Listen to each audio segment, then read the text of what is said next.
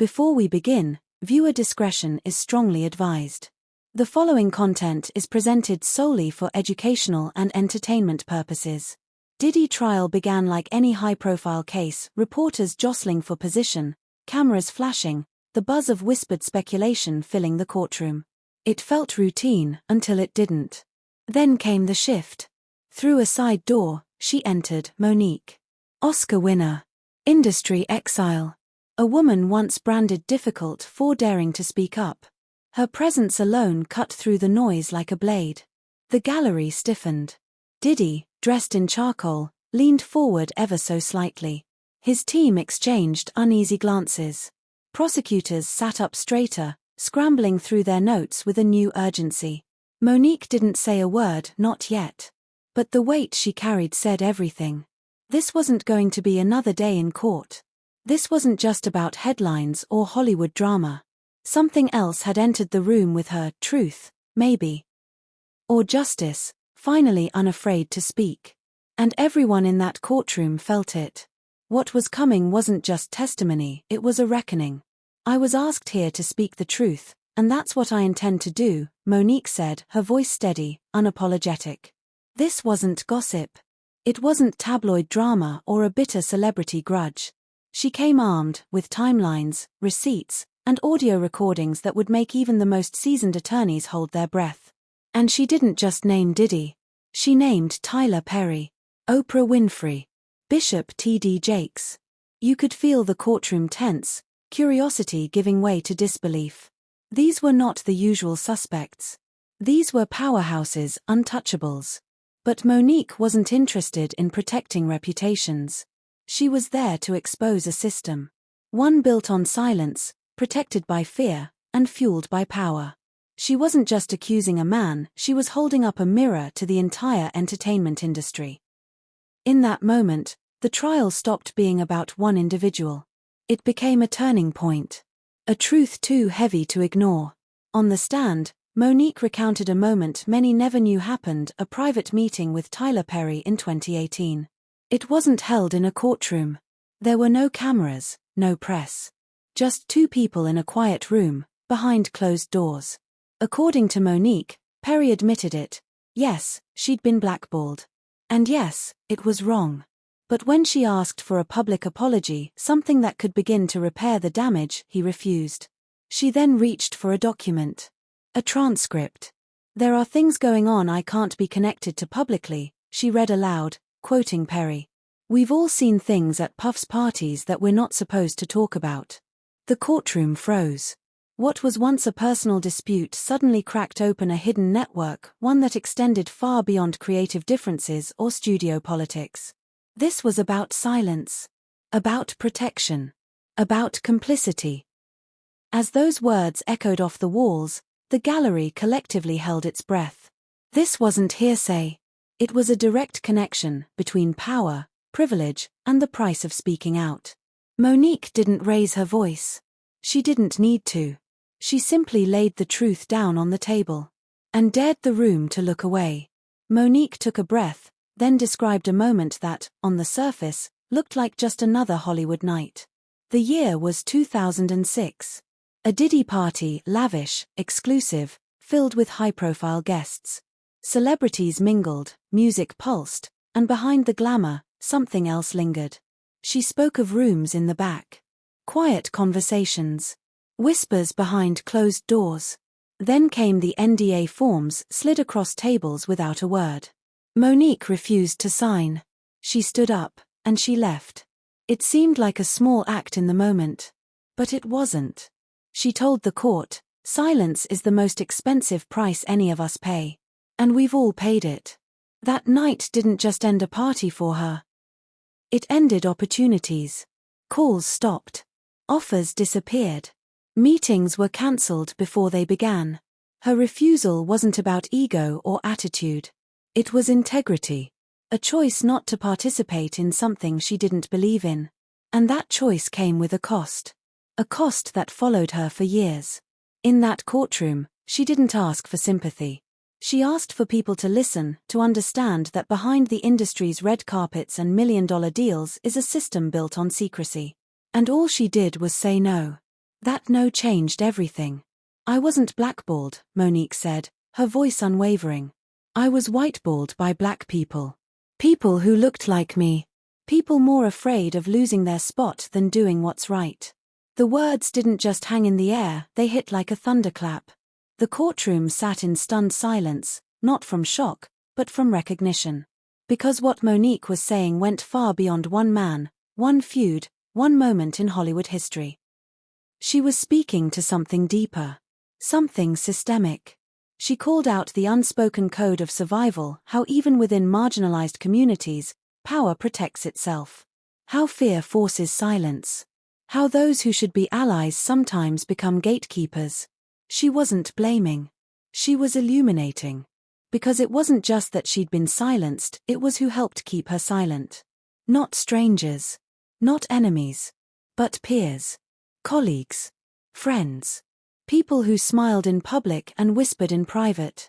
People who knew the truth but chose the safety of silence over the risk of honesty. Monique's words weren't comfortable. They weren't easy. But they were necessary. And in that moment, in that room, she broke a silence far older and far more powerful than any NDA ever could. Monique told the courtroom that prosecutors first reached out 2 months earlier. She said no. Not because she didn't believe in the case, but because she didn't want to relive it. The pain. The betrayal. The silence. She had spent years rebuilding, healing. Speaking now would mean tearing those wounds open again. But then, the headlines started. She watched Prince's secret recording leak, his voice carrying warnings from beyond the grave. She saw Cassie break down on the stand, her strength cracking under the weight of truth. She watched Diddy erupt in anger in open court, a man used to control, suddenly unraveling.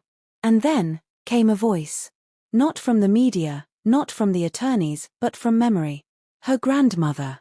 Baby, don't let them write your story without you in the room. Monique paused as she repeated the words. You could hear the emotion behind them, not loud, but steady. That voice, that legacy, was louder than her fear. In that moment, she knew.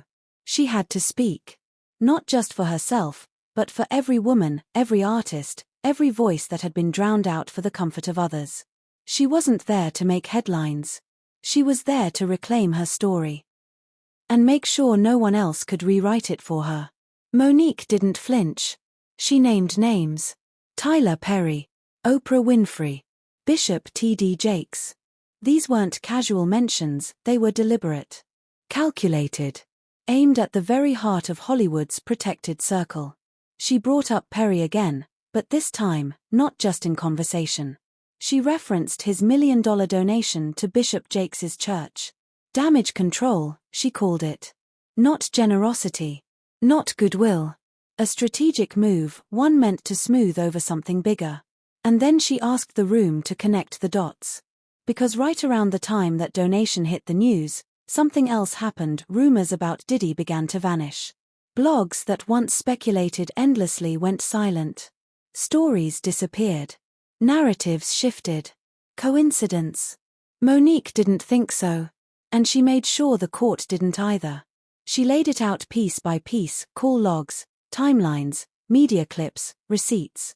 The kind of details you can't deny. This wasn't just about reputations. This was about influence, who holds it, who protects it, and what it costs to keep things quiet. As she spoke, the courtroom fell completely still. Not because they didn't believe her, but because they did. She wasn't throwing shade. She was uncovering a shield, one built by power, money, and silence. And one by one, she tore it down. What's the root of all this? The prosecutor asked, the courtroom waiting, breath held. Monique didn't hesitate.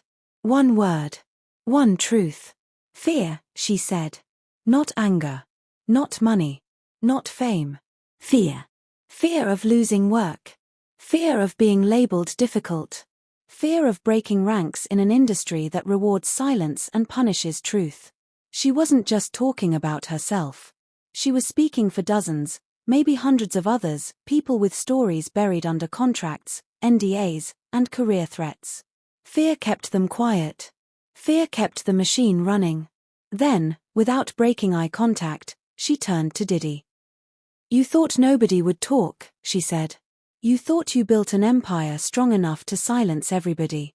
The room was silent now, all eyes on him. "But now," she continued, her voice steady, "you're the one sitting in silence. And I hope you finally hear us." That moment hit harder than any headline. Because Monique wasn't just exposing fear, she was facing it. She wasn't just calling out a man, she was calling out a system. And in that courtroom, surrounded by power and legacy, she did something simple but revolutionary. She told the truth. And dared it to echo. Monique stood tall, her eyes scanning the room as she held up a folder. A simple object, yet it carried the weight of years of hidden truths. Inside that folder, call logs, emails, and an audio file. The room went still. Every eye was fixed on her, on what she was about to reveal. She pulled out the audio, and with quiet precision, she played it. A phone call, a conversation between her and Tyler Perry. The words were damning. Perry allegedly admitted it all. The blackballing. The wrong. The silence. He apologized. Monique read aloud from the transcript. He said he was wrong. But he refused to go public. He said it would ruin everything. Monique's voice didn't crack. It didn't waver. It cut through the tension in the room like a knife. There was no bitterness in her tone, just the cold clarity of truth. "He never lifted a finger to help me," she continued, her words piercing the air. "But he made calls to make sure no one else would." The courtroom was breathless. Every word Monique spoke felt like a truth they couldn't escape. She wasn't just sharing her own pain, she was revealing a system built on manipulation, silence, and calculated power.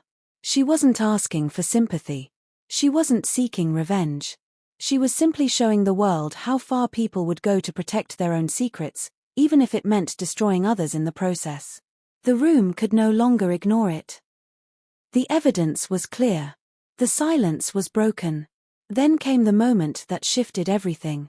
Monique turned her gaze toward the defense, her eyes locking onto Tyler Perry's team. The courtroom held its breath, knowing this was no longer just about a Hollywood feud or a personal grudge. She wasn't just making an accusation, she was drawing a line in the sand. "You want to talk about power," she began, her voice unwavering. "About silence." The room hung on her every word. "Ask Mr. Perry why I was blackballed for refusing to work for free." Gasps echoed through the gallery. It wasn't just what she said, it was how she said it. Her words struck like a thunderclap, shaking the foundation of the trial. Diddy, seated in his charcoal suit, was visibly trembling now. His hands were unsteady, his usual composure shattered. This wasn't just about one man anymore. Monique wasn't talking about Diddy's empire. She wasn't just pointing fingers at a few powerful players. This was bigger. She had just torn the veil off Hollywood's shadow network, the system that used power, control, and fear to silence those who dared to stand up. This was the machine that made careers disappear, that turned voices into whispers. And now, for the first time, it was in the light. The entire courtroom felt the shift. The focus was no longer just about Diddy. It was about a system. A corrupt, invisible force that dictated the fates of artists, actors, and creators. Monique wasn't just exposing Diddy's empire. She was exposing the quiet network of fear and influence that held Hollywood in its grip. And for the first time, that grip was starting to loosen. Monique finished simply, but her words hit like a hammer. "I'm done protecting men who never protected me." The courtroom was silent. Her voice didn't just indict one man, it cracked open a fortress built on secrecy and power. In those few words, everything changed. The weight of years of silence, fear, and complicity was laid bare for all to see. This wasn't just her fight anymore. The silence had been broken. The walls that had shielded Hollywood's darkest truths began to crumble. And now, the question wasn't just about what had been said, it was about who would speak next. Who else would dare to stand up? Who else would refuse to stay silent in the face of power? Monique had opened the door. The only thing left was who would walk through it. Before we begin, viewer discretion is strongly advised. The following content is presented solely for educational and entertainment purposes.